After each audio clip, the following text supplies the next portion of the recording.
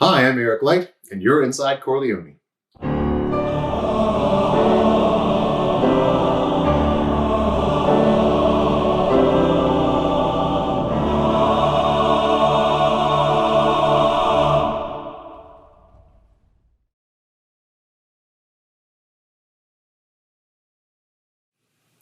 Hello and welcome to Inside Corleone. My name is Eric Light, Artistic Director of Corleone Men's Choir in Vancouver, British Columbia. So glad to have you with us today.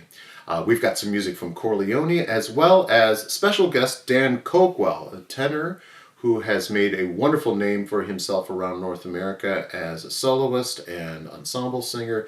And he will be appearing with us as part of the inaugural version of the Leonids, a new professional ensemble that we're starting to coincide with our Van Man Festival that we do every May. And that professional group, the Leonids, will be singing with Corleone, be singing with my voice. They'll also be singing with and working with our Emerging Choral Artist program. Should be an extraordinary week of music making, and I'm excited to see what Dan has to say to us. But before we do that, I want to play for you a little bit of music from Corleone. And this was recorded as part of our Remembrance Day program from this last November. And it's a really extraordinary work by the American composer Dale Trumbore. And she has taken what was essentially a Facebook post from a friend of hers, Maya Jackson. And this was this Facebook post was created in response to one of the unfortunately many shootings that have happened in the United States and elsewhere, but especially in the U.S. These past years, kind of reacting to how many of these bits of bad news that keep coming to us. And Dale took that this poem, this piece of prose. I'm not sure exactly what to call it, but these incredible observations that Maya Jackson has put together, and Dale has set these for choir and for piano. It's a heart-wrenching piece, and I think is one that worked really, really well with our Remembrance Day program. But I think it goes into more of what we've all kind of been dealing with, some of the grief around the pandemic, and all of the social justice issues that we just continue to be faced with on a daily basis. And the line that really stood out to me and made me really want to sing this work comes near the end of the piece and becomes a bit of a refrain in the work. And the choir sings, "This is going to sound wrong, but I hope this pain lasts." Meaning, can we actually do something with how we're feeling in these moments? It's a call to action. It's a powerful work, and one I'm really was excited to do with Corleone. This is Breathe in Hope, music by Dale Trumbore, Corleone singing.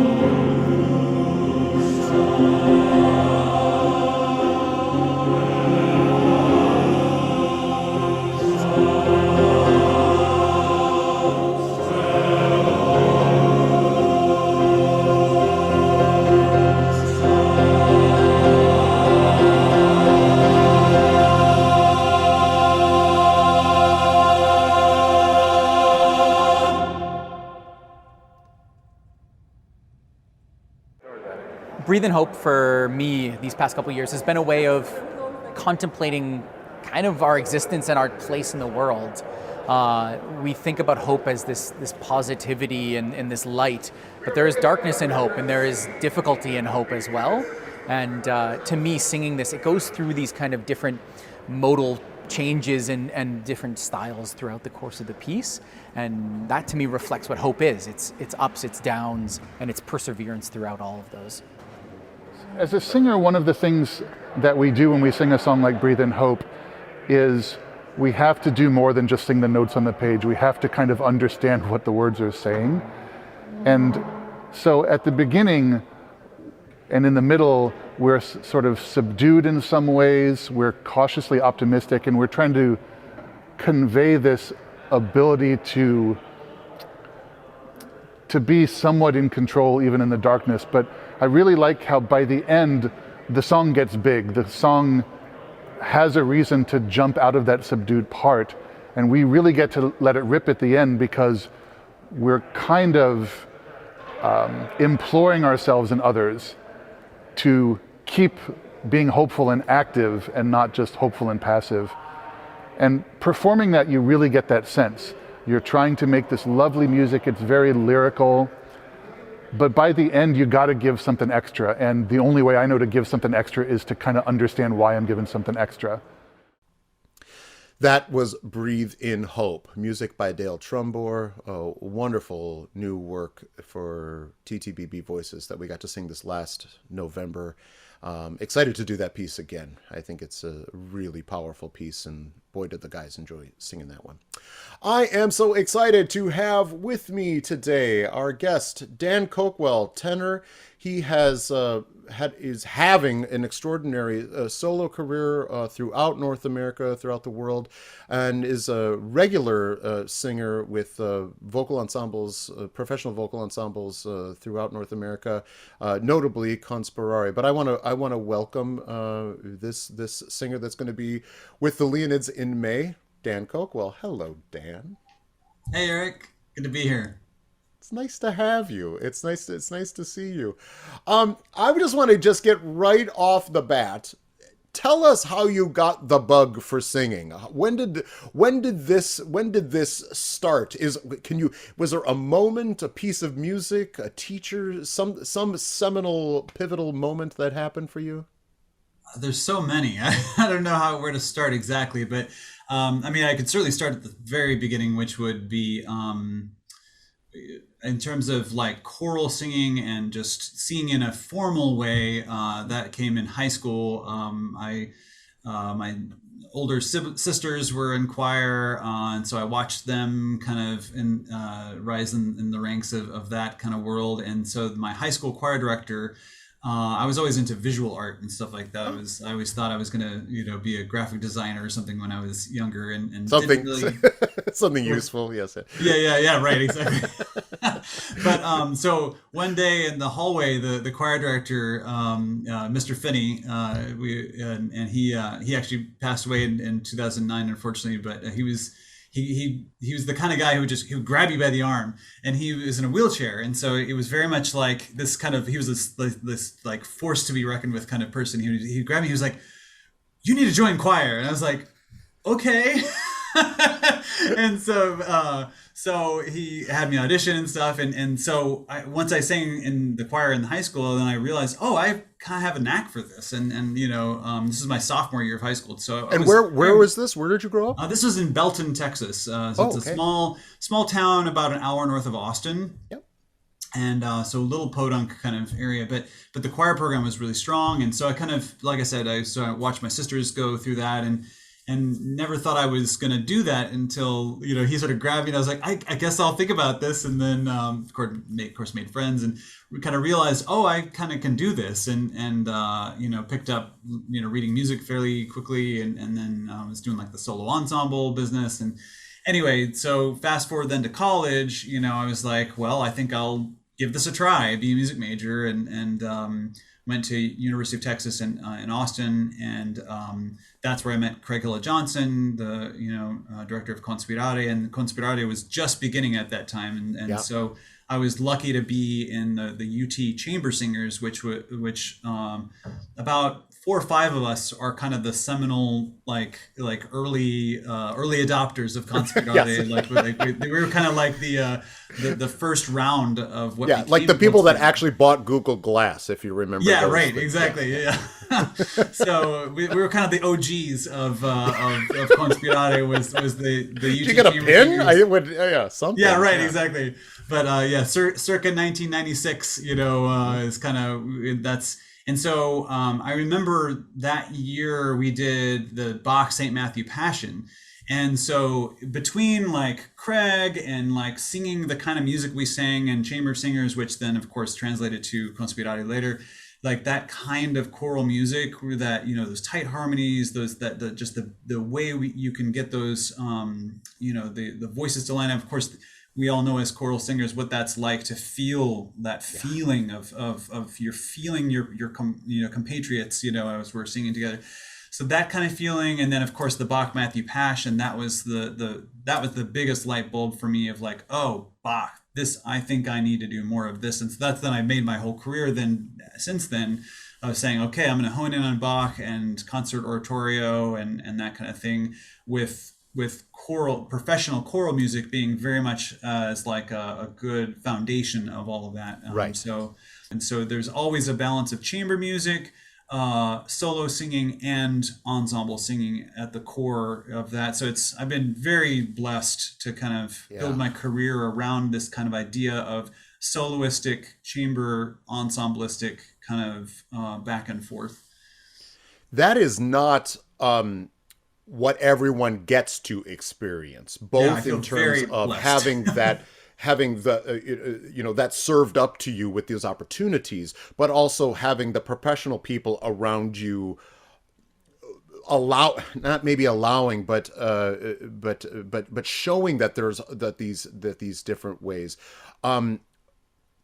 As you go between those, I mean, I maybe we call it 3 different realms. That there's the solo singing, there's that small ensemble singing, and then that you're in a bigger choir, like when you're singing, in the tenor section with Conspirare or something like that. Do you find that there's different aspects of you, both as a human being, as an artist, as a vocal technician, that need to come in and out of focus between which task you're being asked for? Absolutely. And, there's so many aspects to that. One thing that I have many mantras. My students are used to, me always, we have our repetitive things we say oftentimes, but one of the many things I say is we're humans first, we're artists second. And so that's always, I felt, been core. It's one of the things I felt like I learned pretty early on, and that I've really held with me. And so what you just said kind of really resonated with me in that way, is that the humanity comes first, then our artistry comes out of our humanity, and we exemplify our humanity through our artistry, right? So but boy, can that be subverted often, right? Like it's absolutely yeah. And so what you were just saying about, those 3 different, you could call it a 3-legged stool or anything like that, but it's, 3 different kind of components. I do feel very fortunate that, I remember when I was in my undergraduate degree in late 90s, this was not a very common thing to make a career doing these 3 different kind of aspects. It was either you were going to be an opera singer or you could do it as a hobby.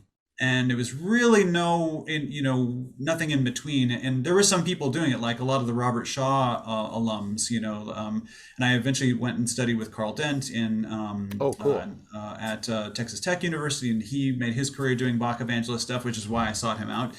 But he was a Robert Shaw alum, and he was one of the people that there were very few people who kind of forged a path like that, and then I feel like I was part of that most recent wave of the past 20 years where this has actually become something that it's a path now that exists, that's like, hey, you can do this. Because that's the thing, you see a lot of these professional choral ensembles coming about like right around the same time as Conspirare. Then you have Cantu started at 98. Exactly. Yeah, Cantu, 95. Chanticleer, all these guys, of course, the King Singers, got a big boost in the late 90s. I remember in high school, everybody was obsessed with that. And of course, that hasn't gone away. They've gotten no less popular, deservedly so. They're amazing. But yeah, back to the humanity and artistry. That's, there's something about when you sing with other people, and that's what I was touching on this earlier, this sort of sense of vibration, like the vibration of our souls, of our, the metaphysical aspect, whether a person's spiritual or not. I think you can feel that sense, because you can trace it to the science of quantum physics even. It's like we are, not to get too over the top here, but it's like we're all vibrations, everything vibrates. And so, when we share an experience making sound together, I mean, that doesn't get more human than that. I think the closest thing in nature to that would be wolves, howling at the moon, but or whales under the sea, calling to each other. But there's something deeply rooted in our humanity with that. And for sure. And the fact that, especially in a cappella music, there's no veil. It's just our voice, my voice, your voice, their voices, and that nakedness, that vulnerability is really truly something to behold. I want to play. We're going to get into some more stuff. I want to show off a little bit more of your solo side. We'll get to some a little bit of ensemble singing in a bit. But this is you performing work I'm sure everybody knows, Every Valley, with the American Baroque Orchestra. Could you just maybe set up like what you were doing? When did you do this and this performance? And I don't remember the actual year, but it was probably about, I'm thinking is maybe 10 years ago, actually. Yeah, So it looks like maybe it was, yeah.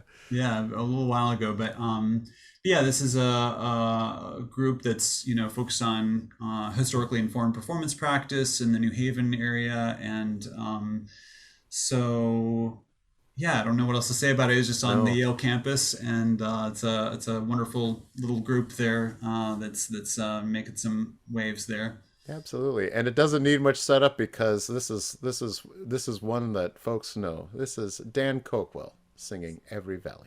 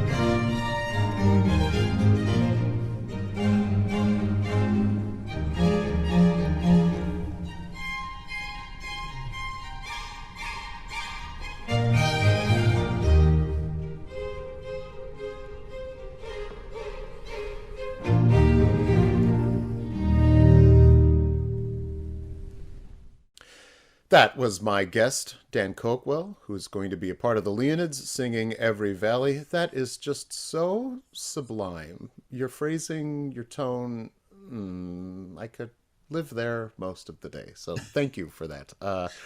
Sometimes I'm like, do I really need to hear that song again? And yes, I did. So thank you.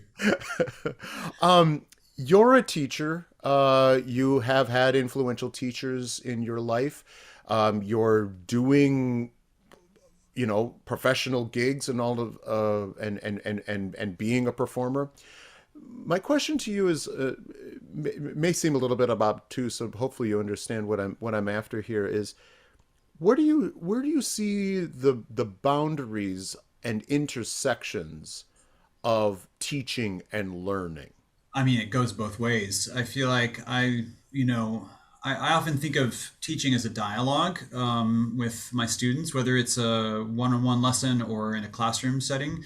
But I feel like I don't know, I guess I've just got the mentality of school of life, and that, constant learning, and it makes us better teachers, and, to be constantly in a state of learning. So I feel like I learn new things from my students every year. And I think that dialogue, that discourse is really important, especially, the older we get, especially. I think it's as much as the wisdom of older generations passed down to the young generations, I think there's insights in the young generation that we sometimes lose sight of as we get older. And so there's very much there's freshness there that I'll work with a student, they'll open my eyes about something with a piece that I've sung 20 times or something, that I've taught maybe 20 times. And it's like, oh yeah, you saw that and I didn't. There's always these little things like that.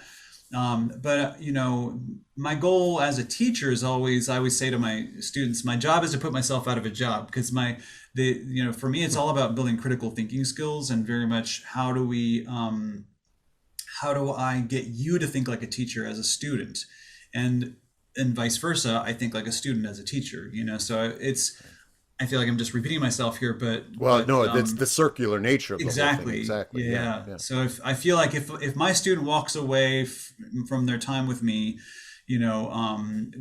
feeling that they know how to evaluate themselves in a pedagogical teacher sort of way, and then pass that on to others, and then great, and then take that into the next teacher they work with, because we should always be studying, no matter, how old I get, I'll still be studying with somebody to learn from as well. When you're doing then a professional gig, if you're doing an opera, doing an oratorio, singing in an ensemble, et cetera, and maybe specifically with the work that we're going to do together in May with the Leonids and the roster that we have there, what are the things maybe specifically, none of us know exactly what's going to happen, because we have no real reference of what happens when these folks come together in a room and then share that time for over a week with a wonderful amateur choir like Corleone and our educational programs. But what do you hope to take away from let's just start there. As a learner, what would you hope to take away from this? I assume that's partly maybe the reason why you said yes to this nutty idea of coming out to Vancouver. Absolutely. I mean, oh my gosh, there's so many things, because it's not only the experience of getting to work with, obviously amazing colleagues, with the 9 of us singers, and it's 9, right? It is. Okay, just making sure it's just like the Nazgul. They're 9, yes. Yeah, yeah, exactly. But because these are all friends of mine that I've, and most of them, I think almost everybody I've sung with on some shape or form. So it's very much like going to be a party, in that way. But I also know that that's where the magic happens, is these kinds of artists, to get to work with them. They keep me on my toes. They make me better every time I get to work with these kind of people. And then on top of that, when I get to work with amateurs and get to participate in that kind of arena, again, just like with my students, I learn just as much from them as I hope to pass on, as whether it's being in a section leading situation, or if I'm, giving a presentation or a lecture on any given topic, or things like that. And then, of course, there's the beautiful Vancouver area, and just getting to be in a beautiful space, doing beautiful things with beautiful people. I mean, what more can I say? That is always certainly one of the hopes. But I think you bring up a particularly good topic in. So you're only going to be here for a finite amount of time, and we've got lots of points of contact with our emerging choral artists and working with Chor Leoni. But what's going to make the impact that then lasts after you get on the plane and go back to Ithaca? The impact that I leave behind, or the impact on me? Yeah, on and what do you want that to be? Are we all going to be better singers? Are we better human beings? The first thing that pops in my mind is like if I go to do a master class somewhere. Right.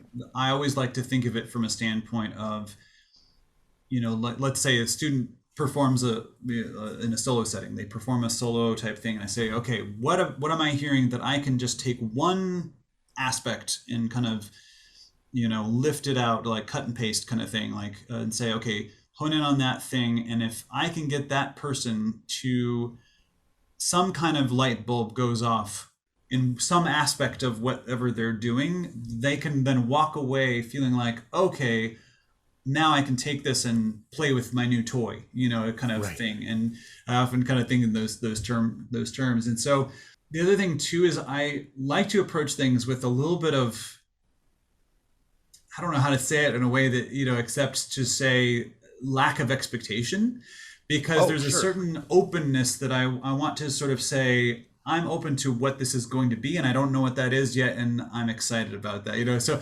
So there is that kind of quality of whatever will come of it will be something exciting. It will be communal, and it will be something that whatever I bring to the table, I will be something that I hope will be useful, in that kind of way.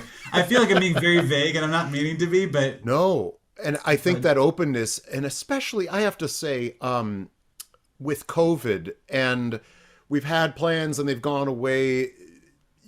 I think it's just so easy for us to be like, this is my plan. We are going to do this. We will achieve this. And boy, if the last 2 years has knocked anything out of me, it is to just continually try to be open, but doing your best and trying to be adaptive and all of those sorts of things. And that's been a bit of an eye-opener for me personally, but I also think it's probably just a better way to go. And I think for something like this, where we don't necessarily have these hard and fast expectations, I think you're saying exactly what I'm thinking from my perspective as somebody who's sort of quote unquote mastermind any of this. So yeah, I think that's really important, and not just in something like this, but maybe for life. Yeah. I mean, when you said the humanity of it, I know I'm a broken record today about that, but I think that's the thing is if COVID has taught us to not have hard and fast plans, it's also taught us what's important about communion. And yes. when we have lack of ability to commune, and how when we do commune, we can really appreciate it, and communing in our humanity through music and singing in particular. I mean, what else can you ask for? So yeah, absolutely. It certainly does hold a special power, doesn't it? Yeah, mm-hmm. It absolutely does. So when you get a packet of music, an hour's worth of music that you've just never done before, what is that preparation like? And what does that look like for you before you get to Vancouver? I mean, I always, I'm in the middle of premiering a brand new opera right now. And so, and then I've also been lucky enough to have been part of a lot of premieres in the past, 10 years. I think I've done lots of new, world premieres of a lot of different things, whether it be choral music or soloistic type things. And So, a lot of our old tricks of, finding recordings and listening to things, those don't work in these situations. So yeah, I go through. Yes, because what recording is there? There is no. No, exactly. And so, that's the sort of exciting thing about that, is that it sort of forces your hand to say, okay, I've got to dig in here. I can't just sort of casually kind of put this on repeat and things like that. And so yeah, I dig in. I think a big part of it is the text, saying, okay, what does this mean? Because, we can all read music, we can all learn music, so that's not the hard part. Of course, there's tricky spots, that you have to drill and things like that. But it's more about what's the message, and kind of digging in that kind of way. That makes good sense to me. It's one thing if you have, your tenor solo in an opera, yeah, you're going to be a part of a scene, and you have your role to play literally there. Mm-hmm. But even in choral work, man, if you're singing some second tenor part that's non-melodic or whatever else, trying to find context to learn that by yourself is... I think it's one of the more challenging things, because choral music is about the whole, and you do find it there, and yet you need to show up with some of this internalized, so we have something to work with when on day one. So it's a real challenge. I mean, luckily I have friends who are pianists and are for hire. Right. So if I want to do something with someone who can, be playing other parts, with me, so I can have that challenge of like, okay, can this tricky harmony where I've got the dissonance or all of it's dissonant or whatever, it's like, it's a good way to drill that kind of thing. So those are the more practical elements of it, but yeah. For sure. So before we go, I want to play a work by the composer Kyle Smith with you singing. And this was a really, really interesting project that was spearheaded by and done through Conspirare. Can you talk a little bit about April Showers and what you're singing within your portion of your solo in this piece? Yeah, absolutely. First of all, I love Kyle Smith and his work, and fortunate to have premiered one of his new works on our last album as well, and which is that was really great. And then so now we had this piece that was April Showers last summer, which was, as we all were doing during the pandemic times, we did it virtually, remote, and so I had the experience of learning in that way of recording myself and these kind of things, and so it was kind of exciting too, because I got to try different things and figure out what worked best for this particular setting. And was it composed for like a pandemic project? That's the one part I don't know. Do you know if that was? I honestly don't even know. Yeah. Okay. If that was his intent originally, I don't think it was actually. I think this was in the works before we went fully remote with these things. Sure. But yeah, these these pieces were sort of unusual, outside of Kyle's, usual style here, but it was kind of, I remember him explaining about it as well when we had meetings with him as we were putting it together, and how it was kind of trying to flex different muscles artistically and things like that. And so he took a lot of these old kind of cabaret parlor kind of songs that, from, in the case of my song, 1925, but they're all kind of early century things. And it was all kind of, it wound up turning into, this project wound up being based on of kind of like the last pandemic. We kind of turned it into a project of saying, okay, the last pandemic was 100 years ago. What was music like back then, and these kind of things. But the way Kyle approached it was he took the texts of these songs and then recomposed them as if they were, new songs for today. And so, in my case, I got the Prisoner's Song, which was originally done by Vernon Dalhart in 1925, and then Kyle recomposed it. And so we sort of I don't know. It's this beautiful melody, and it's this sort of soaring thing in this moment where he's talking about, you know, wanting to grow wings and fly over the prison walls and things like that. But yeah, I don't know what I'll say about it other than it's just a sweet song. It feels like, you know, I have to say, like, no one would be writing lyrics like that today. And exactly, yeah. maybe we miss out on a little bit what we would sometimes call cheesy, or you know, maybe a little bit over the top with its emotions.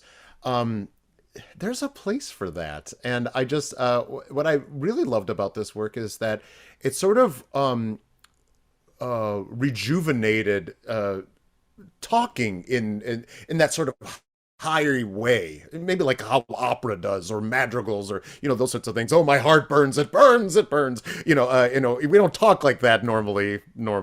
But this piece, I love that the text could be there, and yet the music was in this kind of modern cabaret style. It's just, I thought it was really a brilliant idea. Yeah, kind of an earnestness there that he kind of brought to it, I thought. You know? And he's kind of just a very earnest human being. So it's a good fit.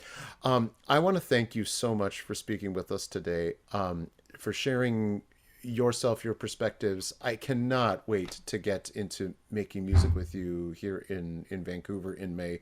I think we're gonna have a ball together. It's gonna be wonderful. Well, the feeling is very mutual, and I just can't wait to be up there with you.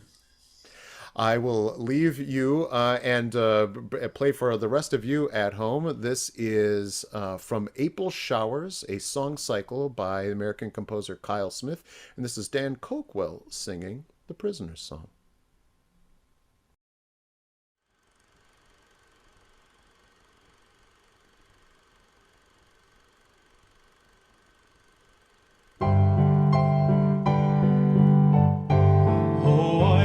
I had someone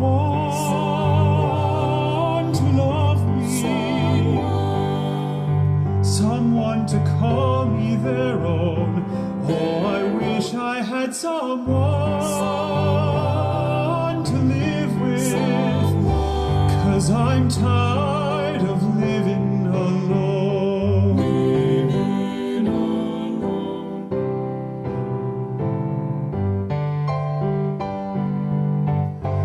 Oh, please meet me tonight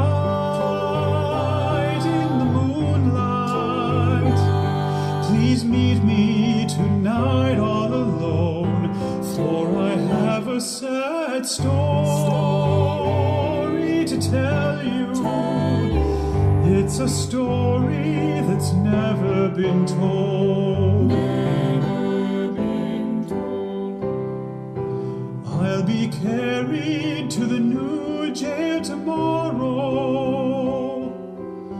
leaving my poor darling all alone, with the cold prison bars all around me, and my head on a pillow of stone. If I had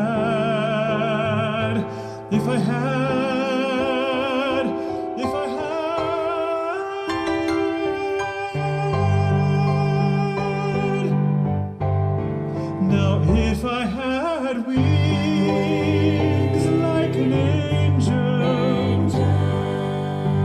over these prison walls I would fly, and I'd fly to the arms of my poor darling, and there I'd be willing to die.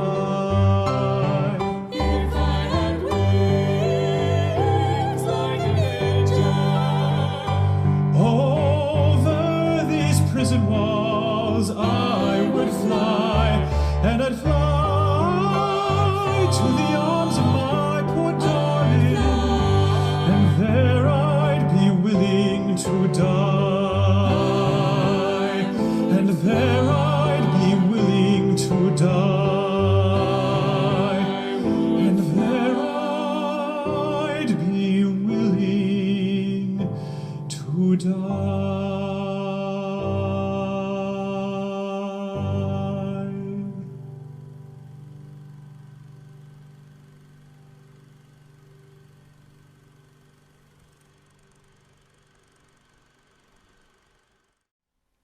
That was The Prisoner's Song from a larger song cycle by the American composer Kyle Smith, and that was Dan Coakwell singing, who will be appearing with us in the Leonids in May here in Vancouver.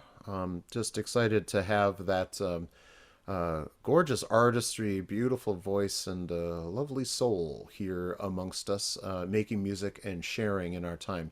It's been a long time since we've been able to do this Van Man Summit, and the act of bringing together all these different sorts of people with Corleone or educational programs. It is really one of just the best times you can have. If you want to be a part of that weekend, or you're a tenor, baritone, or bass singer, the sign-up information is down below in the description. You can click on that and be a part of that weekend. We have extraordinary music that we'll be singing as a mass choir there. And if you don't want to sing or can't sing, and you want to just attend, please consider joining us for those concerts with the Leonids and a sound like this, and our Van Man Summit at the Chance Center. We'll be back in a week or so, and we will see you next time.